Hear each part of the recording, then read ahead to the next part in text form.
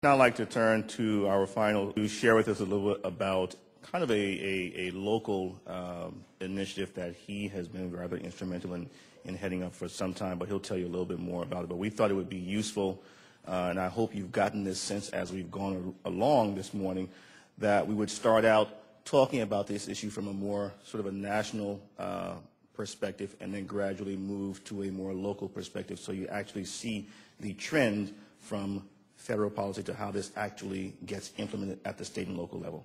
Dr. Vázquez. Bienvenidos a todos y me da un buen honor y un gusto de estar aquí.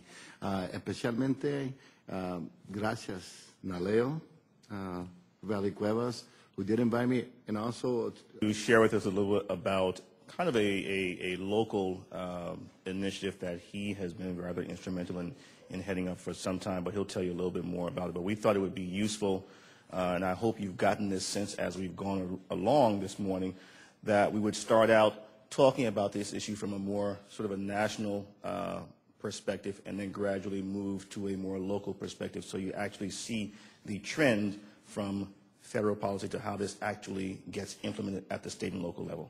Dr. Vázquez. Bienvenidos a todos y me da un buen honor y un gusto de estar aquí. Especialmente, gracias, Naleo, Valley Cuevas, who did invite me, and also to the Alliance for Excellence in Education. Muchas gracias por todo. Estaba pensando de hacerlo en español, pero no estoy seguro que si todo el mundo aquí me van a entender, so lo voy a hacer en inglés, con su permiso.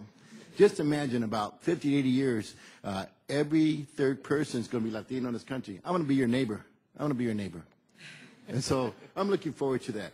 I'm one of the students, I'm one of the students that they were talking about. When I first started school, I only spoke Spanish. And they didn't know what to do with me in Merrill School in Rock Falls, Illinois. And so they gave me these tests in English. I was diagnosed as EMH and educatively mentally handicapped. So I spent the first 2 years, and they used to call me retardo. That was the word that was used back then. And I was in a self-contained special education classroom for the first 2 years of school, where I actually helped and cleaned kids that couldn't clean themselves, that couldn't feed themselves. That's how I spent my day. That's how I spent my day. So I'm one of these students that you're talking about. From my parents, I learned endurance, motivation, and high tolerance for pain. Exactly what I needed to get through graduate school. And then from my teachers, I learned how to manipulate the educational system. So I want to say education needs to be transformed into the catalyst that inspires in students the desire to learn and the commitment to excellence in forming a world of inclusion and diversity. What does that mean and what do we do with it?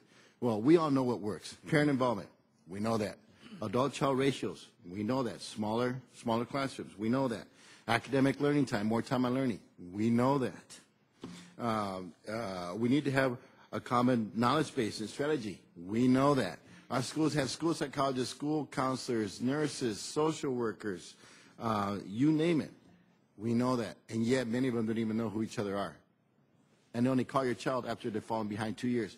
We know that. Okay, educators must have a common knowledge base for culture. As far as how do you teach, how do you comprehend? We know that. I keep saying we know that because we know that. Like Dr. Dumbo said, there's research that we know this. Okay. However, I came across a concept that I termed called the HEAT, historical, educational, academic trauma.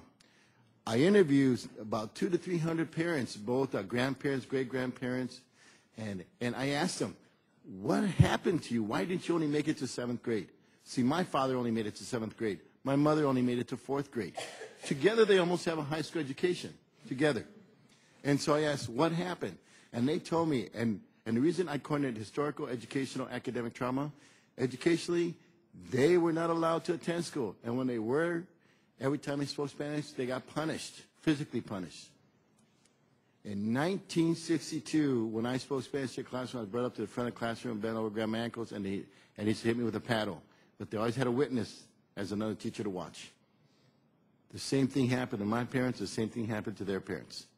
So educationally, they weren't included. Academically, nothing in textbooks looked like them, nothing related to them.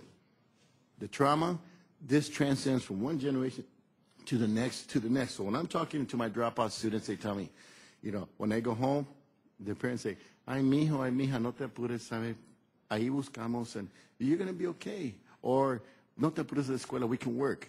Why? Because when I interview them, they think about their own experiences, and it triggers this trauma.